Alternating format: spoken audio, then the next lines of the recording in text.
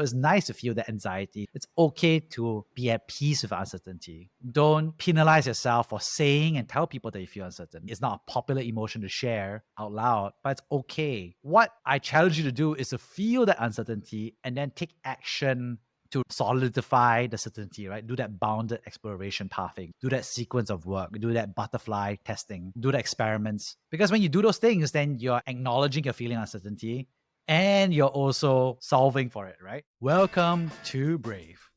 Learn from Southeast Asia's best tech leaders. Build the future, learn from our past, and stay human in between.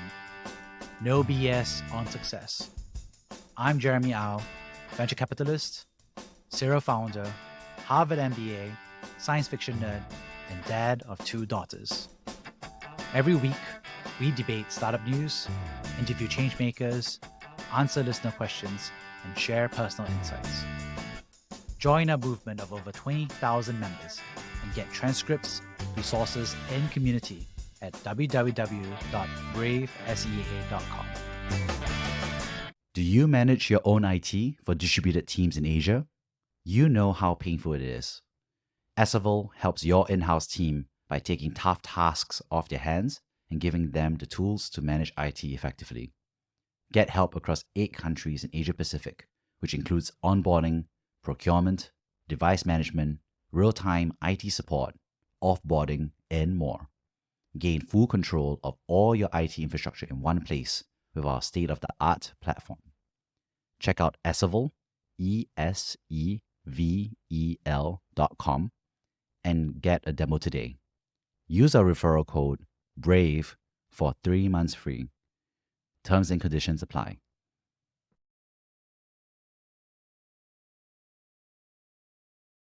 So I think lots of questions from folks who are seniors and looking for new jobs about life and jobs. So I figured let's do a Q&A about that. I think the last case we had Singaporean graduate in computer science who was based in the US and weighing a decision between the US and the current job market there versus Singapore's job market. That's one story.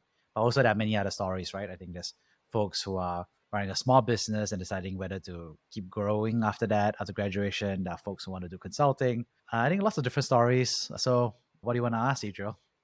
Yeah, I think there are multiple ways to approach this. I think the first common question is, what should I actually do, right? Should I be a corporate slave, go into consulting, join a large MNC? Or should I do something more entrepreneurial, whether it's my own small business, a startup, or a nonprofit? And I think you do have you went through that decision path, right? Because you were thinking between conjunct consulting, you were thinking between Bain, starting your own company. So how do you approach that first question about what exactly to do after graduation? Yeah, it's not an easy position to have. I'll start with the personal story before we talk about frameworks and the key takeaways. For me in junior college, I wanted to be a vaccine researcher, and my side job, I wanted to be a poet. And I literally told folks and family about that. And I think I went through some experiences. I think we shared about this before. I went through the loss of my first girlfriend, but also I had some exposure to the medical field. And I basically said that wasn't really the path I wanted to be at. So I went to university with the thesis that I wanted to eventually work at Gates Foundation on vaccine strategy or Bridgman Group on social impact consulting, because I had joined this consulting club that was doing social impact in university called the Berkeley Group. And it's a tremendous alumni community now. And I think it was just so warm and so helpful that I was able to kind of say, hey, this is the path I want to do. I didn't get those jobs because I didn't have enough experience. And also from their perspective, I was an international. They wanted US citizens. So I went for my third choice, which was applying for jobs at Bain.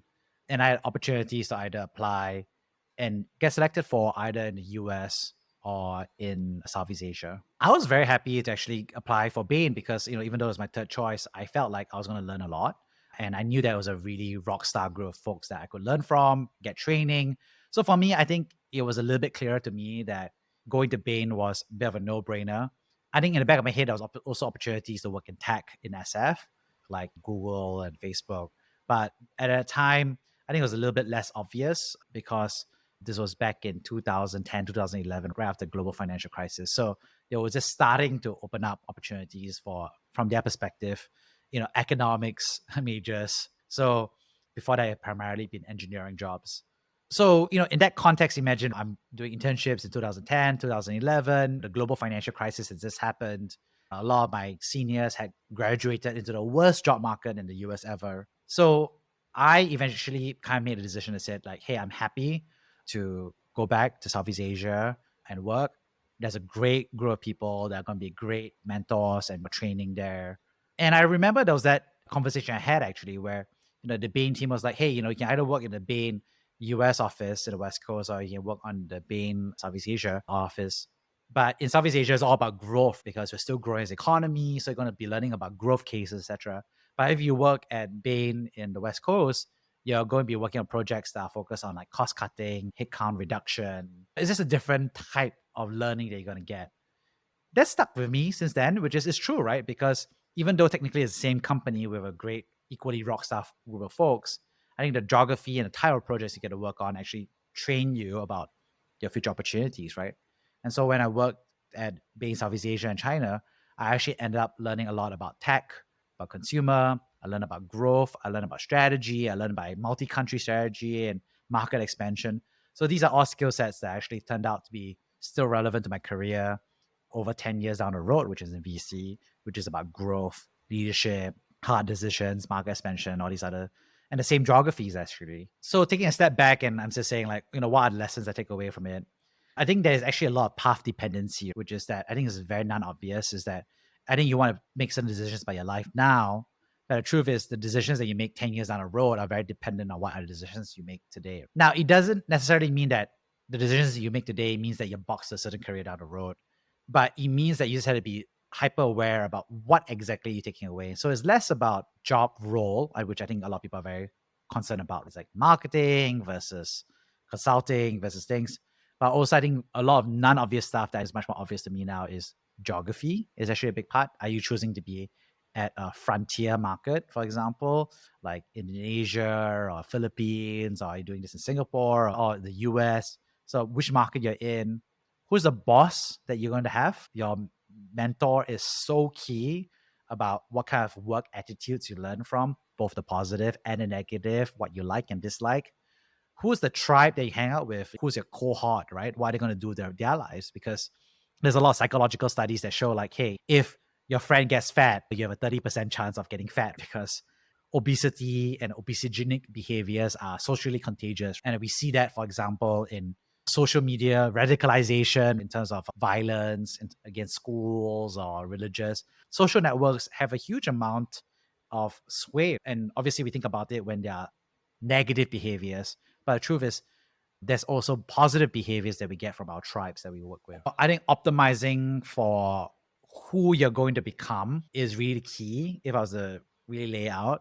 And what I mean by that is if you know that one day you would like to be a CEO, I'm just saying example, you would like to be a founder, then there are different paths to get there. You could be, for example, highly technical. You could be an engineer. You work at a bunch of late stage startups, then you work at early stage startups, and then eventually become a co-founder, CTO, or it could be a technical founder who's a CEO. There's a path that is quite well trodden and clear about the archetype, about what are the strengths and weaknesses of that approach and what you need to work on. Or you want to be CEO of a large multinational corporation. Then you look at their LinkedIn profiles today. A lot of them, for example, join a multinational corporation, they join consulting. Eventually, they probably did a master's, an MBA. A lot of them did that. And then they joined a company and then they stayed. If you look at most public company CEOs, most of them have been at a company for like 20 years. So all these public companies are all promoting from within. They're not necessarily promoting a CEO that comes from a different company. So if you want to be CEO, you have to work your way up through the key functions like corporate strategy, finance, whatever is the core revenue driver of the business. And so there's, I think, a lot of implicit paths to that role that are there.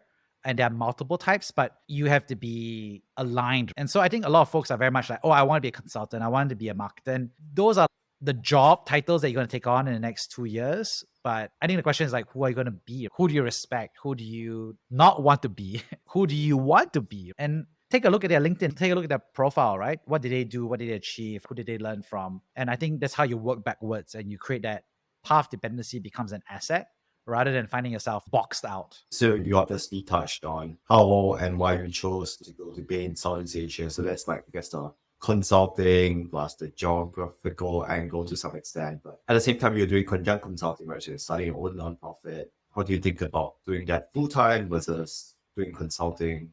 How do you weigh those two options? Well, the reality was that I had been thinking about Conjunct Consulting as a nonprofit at that point of time. I founded it because I was coming back to Singapore and I wanted to volunteer at a social impact consulting firm or organization. It didn't exist, right? So JC and I, Kwok Tia Chuan, had that conversation and we said, we were good friends back then. And then we talked about it and said, yeah, why don't we just do it together? And it was very natural. We made it happen. And at that point of time, it was a nonprofit. So we always envisioned it at the time to be volunteer run and so forth. But I think the decision was really, once I got Bain, I was like happy and kind of had that. And I wanted to volunteer at Conjunct at that point of time. What happened, of course, is like when in a year was I kind of realized like, hey, this is not going to be sustainable unless we make it a social enterprise. We need to think very clearly about our money, revenue streams. We have to think very clearly about who's going to be the succession planning, who's the executive director, who's the talent, what's the pipeline of talent for folks who are going to be passionate about eventually coming back to the role, because it's not an easy role to do as well. So I think creating that internal decision was like, okay, actually at some point it was like, okay, in order for this to keep going, I should probably leave Bain at some point and take this full-time role so that I can solidify everything, solidify the revenue, be full-time, be committed, but also actually honestly create a cultural precedent for somebody to be a leader who's a paid professional then. Of course, nobody at that point of time complained about me becoming a full-time employee because they knew that I was working so hard all the time as the founder. So I had that implicit organizational trust.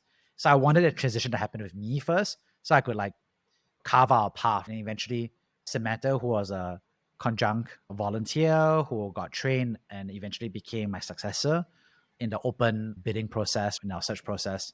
When she took over, she had an easier time because I already had proven out this transition from a volunteer-run organization to a more professional organization. Frankly, at that time, it was more like my decision was work at Bain and on the side, create this nonprofit at that time called Conjunct Consulting. But then we did the work. I was like, look, this organization is going to die if I don't go full-time at some point to, again, carve out the social enterprise nature of Conjunct Consulting. And, I think that question was worth asking and thinking about because there's a lot of students out there thinking about whether they should continue on with maybe it's a small business, e-commerce, marketing agencies, or start one right after graduation. There are also some people who are thinking of scaling up the nonprofits that they have built in school after graduation. So it's like, is after graduation the right time to go be a founder, go and build a company, or is it better to go and pick up skills somewhere else first? Like, what do you think about that? Yeah, I think when I was a student, I asked the same question. And obviously, there was all these older folks who were like, hey, you should learn stuff. And that was very unpopular. I was like, no, I want to build this nonprofit. I mean, in retrospect, it was like, yeah, all the managers and all the mentors were like, Jeremy just got to learn and explore first. And then none of them were like, go build straight away. I found it very unsatisfactory as an answer and advice. I think what I want to do is I want to give the same advice, but I want to give a little bit more nuance. So hopefully I, can understand the nuance behind it. I think life is long, and assuming that you don't get hit by a bus or something bad happens to you. But I think actually for most folks, you actually have a pretty long career. So from your 20s all the way to your 70s, there's like 50 years of life that you can actually build a career. And the truth is, on average, what people have a job for 4 years. So there's like 10 different jobs that you're going to have across that time frame. So what I mean by that is the question then becomes, what's the sequence of the jobs that you want to do in that sense? What I mean by that is you have a choice to explore or you have a chance to build. So they call it, in business school, they call it explore versus exploit. So what I mean by that is your exploration mode means that you're searching, you're learning, you're not committing, you're very shallow, you're very breadth first, you're very divergent, you're brainstorming, you're okay to ask questions. So it's an exploration mode, and it's using it to describe companies that are in the exploration phase. And it talks about companies and teams who are in the exploitation phase, which is after this exploration, they discover something that is a secret, is a hidden advantage. There's something they really enjoy doing, has a clear product market fit. So they choose to exploit it, right? They choose to build very aggressively and they're 100% laser focused. And they're no longer in exploration mode. And of course, the tension, the yin and yang here a little bit is when you're exploring, There's always gonna be some people who are like, oh, we should just focus and blah, blah, blah. But the thing is, when you explore, you want to really, really explore and explore the solution space very thoroughly. And then when you exploit, you want to exploit and you don't want to get distracted by a bunch of different things. And obviously, a tricky part is that a lot of companies, teams of people end up being very muddled, right? They're exploring, but then they're actually trying to focus, or they're busy trying to exploit something, but they don't carve out a business division to explore separately. And so they're neither here nor there. So the best practice in that scenario, for example, is that if you're exploiting something like a monopoly or you're like oligopoly, you're exploiting it, you should create sub-teams where they're protected culturally to explore and venture build or invest. But you're kind of giving that, and you can call it a spiky shape, you can call it a T shape. But I think that's how you should be thinking about it from a company level. That I think is quite true also at the individual level, actually, is that you get to explore careers. And I think it's much harder to explore careers when you're 50 years old, but it's much easier to explore careers when you're 20 years old, right? It's more socially acceptable. You have more energy. You have less obligations in terms of family and salary and so forth. And also, you're part of a tribe where everybody's all exploring as well, right? And so in your 20s, I think is really a time to explore because people expect you to take a sabbatical. People expect you to explore new geographies. People expect you to do those different things. And you don't get penalized for exploring as well. And so what I mean by that is then you want to create a very bounded exploration path, right? Which is like, okay, I think we met somebody that you introduced, right? And the person was like, okay, I set up a marketing agency and it turns out I don't like doing marketing, but I do think about the future. I do think about what the world needs, and I think about Southeast Asia. And so I want to do something in tech, but I don't want to do marketing. And I'm like, yeah, maybe you should try sales because you said you like talking to people and building relationships. So yeah, why not sales? Adjacent to that might be lobbying and government affairs. Maybe adjacent to that is product management. So there's a bunch of different roles adjacent, but you don't like doing brand marketing. You don't want to run an agency. You want to do something in tech. There's actually a bounded space, right? You're not doing oil and gas. You're not doing logistics. Actually, the space is quite bounded. So explore, right? Maybe do 2 years as a sales role, as a business development representative, junior sales role. And then it turns out you don't like it, then transfer and do product management in tech, right? And startups are quite generous and open for generalists and flexibility. And you're in your 20s, so this is a great time to do the exploration. What I'm trying to say here is you really get to explore. That being said, but it turns out maybe you already know a secret. Maybe you've been, and we had a previous episode where we had Evan Heng at Zenith Education. So he started a tuition agency pretty much as a freshman. And then he's done well over those 4 years. And now he wants to keep going and make this a full education tech startup upon graduation. So if you already know something about yourself, you really like education, you know that you already have a secret that you want to exploit fully, you want to build, then yeah, you get the focus, right? So I think the tricky part for me is like, the truth is my side was I was in exploration mode in the sense that in freshman, I was doing all kinds of different clubs and societies. And then turns out I really like having a sense of mission, having a strong tribe that's very passionate about a larger cause and high performance. And that performance turned out to be problem solving and consulting. So there was a good group of people. And the truth is I've continued to build and exploit that insight of mine, right? Which is I use that to join Bain. I use that to work and build Conjunct Consulting to build that community as well. And then I found that at Harvard and business school. And I found that in building a company of my own, right? As a founder in education tech, which also again had all these things, strong sense of mission, high performance, and kind of like clear vision direction. And then similar for VC, right? Now I get to hang out with founders who have that same sense of purpose and hunger and ambition and logical work that needs to be done. So I've continued to exploit that insight of mine personally in terms of how I think about my career and where I want to work at and what I want to do. But I also continue to explore. I did taekwondo in secondary school. I did judo in JC. Army actually was pretty good as a sport in terms of fitness. And then I was cycling and a bit of hiking in university. And then I got tremendously unhealthy over the 2 companies I built because I didn't have the balance. And turns out now, I'm in my 30s. But then at the second company, I was in Boston. My wife recommended, hey, I took out this class in improvisational comedy, for example. So I said, okay, if you're trying it out, yeah, I like Whose Line Is It Anyway as a show. I explored it. I took a 101 course. And then turns out I really enjoy it. I'm getting better at it. there's a pathway for me to get good at it or excellent in over the long term. There's a certain cadence that I like to do it at every week or every other week. So it took me 10, 20 years to explore what a right hobby was in that sense. But now I'm happy to continue building. And so now I know I can do improv comedy in Singapore for the next 10, 20, 30 years, right? And that's a skill set that is helpful for public speaking, for conversations. The active listening component is very helpful for business and so forth. So these are all things that are adjacent to my job, but it took me 10 years to explore and then later exploit, right? So I think that's a nuance I have in terms of the framework is that if you're a university student, do you actually know that you really, really want to do something?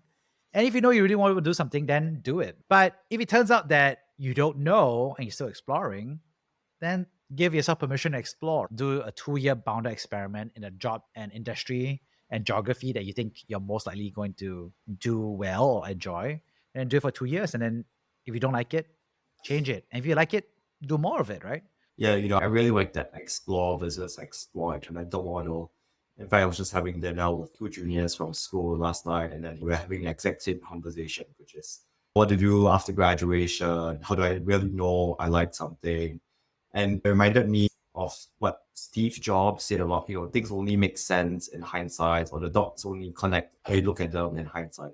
And the truth is, when I look at my whole undergraduate career, I've done government internships, trust and safety, and big tech, F&B, tech, nonprofit, the entire gamut. I think it's really only after going through the entire gamut of things that I have a clear idea of what I like and dislike. What are the types of people I enjoy working with versus the types of people I don't enjoy working with, who are people that I would love to work with from my boss, my colleagues, etc. And I think a lot of undergraduates don't actually do that. As we were discussing, one interesting thing was that a lot of, I guess, undergraduates who have a certain internship or an outcome in the university, say consulting, investment banking, they want to get that year 3 internship there in a bank or consulting firm. And so they sort of like reverse engineer everything that needs to happen before that. So year 1, I do internship at a small consulting firm. Year 2, I do a internship at a larger mid-sized consulting firm. And hopefully by year 3, I get an internship from Bain or Oliver Wyman that then converts very nicely into a full-time job after graduation. But it's like a very linear pathway. And it's also very constraining because you then remove the opportunity from yourself to explore adjacent fields or random spaces in your first and second year where you should really be exploring. And a lot of people actually also don't do the more upstream stuff, right? And figuring out whether they would really be happy in banking, consulting, which is level 1 is, go to events, hear how consultants, bankers talk about their jobs, their lives. And then level 2 is have one-on-one deep dive conversations with them. Level 3 is maybe work with them on a side project and see if there are people that you would enjoy working with, both in terms of working style, how they think about issues, problems. And, then the level 4 stuff is really get an internship at a consulting firm. So there's a lot of things you could do beforehand before you actually commit 3 months of exploration time in college to a specific industry or career, which I think a lot of people don't think about right now. Yeah. I get it. For me, I had the privilege of joining a social impact consulting club that was very selective because they really liked me. And I always tell people about the luck I had was this is a very selective club. And they did a case study for a case interview. And the case interview that was very, very hard that everybody couldn't pass was about, hey, this nonprofit has received 100,000 doses of vaccine and they need to figure out how to distribute it across the city. And I was like, oh, I don't know how to do a case interview, but I can talk to you all day about vaccines because I wanted to be a vaccine researcher in JC, right? And so I aced the interview and I lucked into it. And so I got qualified. And now, of course, I think I disappointed them in semester 2 because I was working on Vietnamese microfinance, which I had no interest or exposure to previously, but we did a good job. So I kind of had a little bit of that luck, right? But, I was willing to explore because for me, I had previously heard about this club from somebody who was an alumnus who had just come back from UC Berkeley. And she just told me, hey, check out this club. If you really like volunteering with nonprofits and you like medical stuff, this is a good place to join. So I think that serendipity and luck component is really hard to do if you already know what you're going to do. And don't get me wrong, I think there's also good reasons to know why you're already going to do what you do. Some folks I know now in retrospect, I think back then I didn't understand, but they came from very poor backgrounds. And so they want a very stable, high paying job. And that makes sense. I mean, back then I'll be like, oh, so corporate, so transactional. But then you're like, okay, now in retrospect, I'm older. I'm like, okay, I get it. It gave them the stability and the income to get to the point where they're like, okay, now I can start thinking about the rest of my life. And then that's when they start changing their career because now they feel like they got some stability underneath them. So what I'm trying to say is that if you have the ability to explore in your freshman year and sophomore year, really take the opportunity to explore. Do as many internships as you can. Do as many informational courses as you can. Go try different stuff. Be a butterfly and do different things. And I think a lot of people will kind of like shame you because like, oh, shouldn't you already know you want to be a doctor or lawyer or this or that? Because it's true. I mean, it's more clear glide path for status and rewards. But I think it goes back to global maxima, local maxima, they say, right? It's like you can work very hard to climb a local hill maxima, and then you realize that turns out you're climbing the wrong hill, right? For yourself. So I think that's the tricky part is like exploration phase is basically saying like, okay, which hill do I really want to climb and be there? Because when you find the hill that you really want to do, you can get good at it over a very long period of time.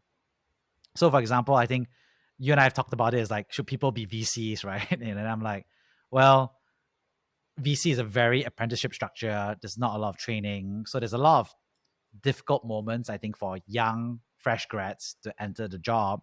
They're going to face a lot of problems because they don't get trained properly and therefore they can't do a lot of different other types of jobs.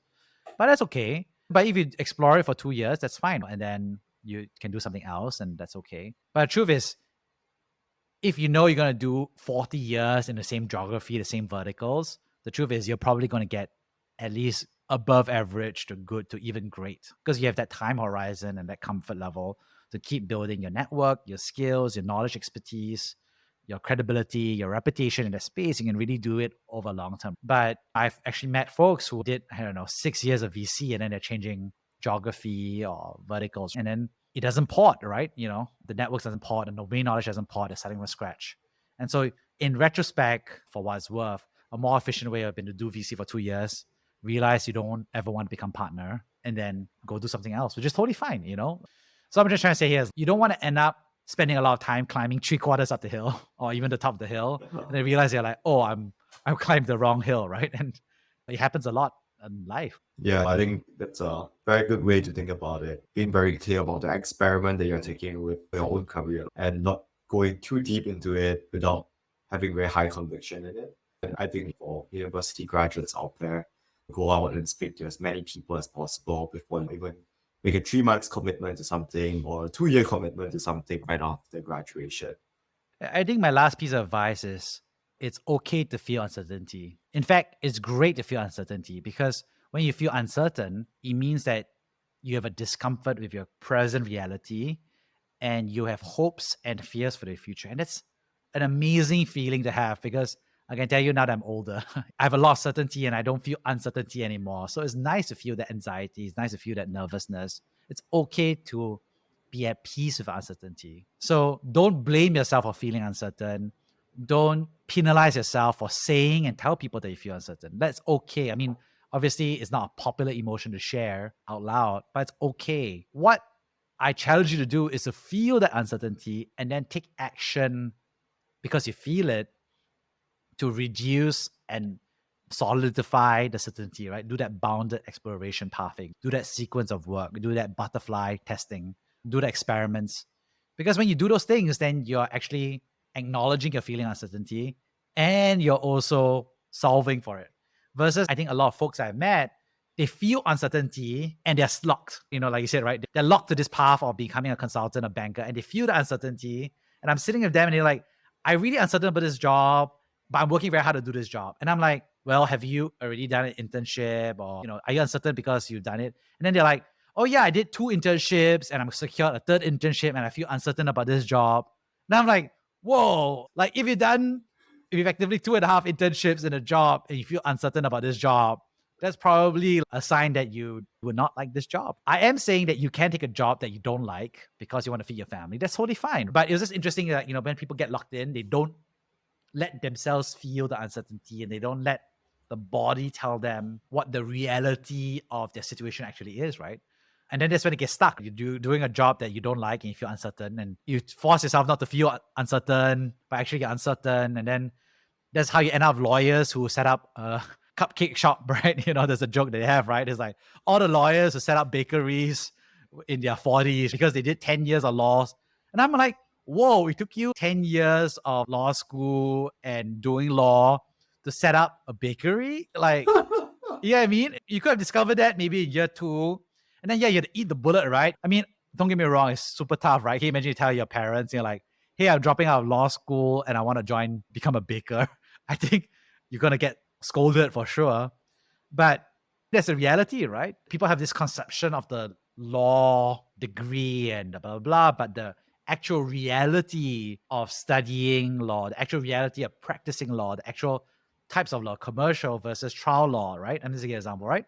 Go test it as fast as you can. And if you can test it within 2 years and it turns out that you really don't like it, then let yourself be okay with it. Or maybe graduate with it so everybody's happy and then you go do a generalist role in startups or something else. But what I'm trying to say here is there's a lot of people who say it's a midlife crisis, and I'm very empathetic to my friends and folks who have midlife crisis. I would say a solid half of the folks who have midlife crisis actually had signals or feelings about this crisis all the way back at university or at the first job. It's more like they kept pushing it down and pushing it off. And this feeling eventually became a midlife crisis where they suddenly being asked, for example, at a job to commit to work towards being a principal or partner. Like there's that very clear inflection point that forces them to say, and then everybody looks at them and is like, wow, this crazy person changed countries, changed jobs, right? Changed everything about their life, changed families in their 30s or whatever. And then you're like, well, it's not like the guy woke up in the morning or the lady woke up in the morning and was like, oh, I have a midlife crisis today. The midlife crisis was happening for a long time, but it wasn't allowed to be felt. And because of it, instead of being a set of bounded career experiments where you gradually work your way towards what you want, they end up being locked into that path they don't like. And then they have to do a rupture move where they jump entirely. They have to do an MBA. They have to reskill. They do something very different because the pain of continuing down that path is worse than the pain of changing, right? So what I'm trying to say is, like, if you're listening to this podcast and in 10 years of midlife crisis, don't feel bad. It's okay. Lots of people have midlife crisis. But if you can save yourself the pain of a midlife crisis by feeling and being in touch with your feelings and being in touch with the tribe of people you want to be with and being in touch with the lifestyle you want to build and acknowledging the trade-offs of that passion or hobby, what that means in terms of financials and lifestyle, and you're able to be bringing yourself to peace and accept those trade-offs, then you can be a happy life no matter what you are. So go out there and slowly build the life that you want to be happy. Yeah, I think that really wraps things up very nicely. I think people need to first understand what fundamentally makes them happy, and to make people focus on what makes other people happy rather than what makes themselves happy. That's the first cardinal sin when you are thinking about what to do with your life. Thank you for listening to Brave. If you enjoyed this episode, please share the podcast with your friends and colleagues. We would also appreciate you leaving a rating or review. Head over to www.bravesea.com for member content, resources, and community. Stay well and stay brave.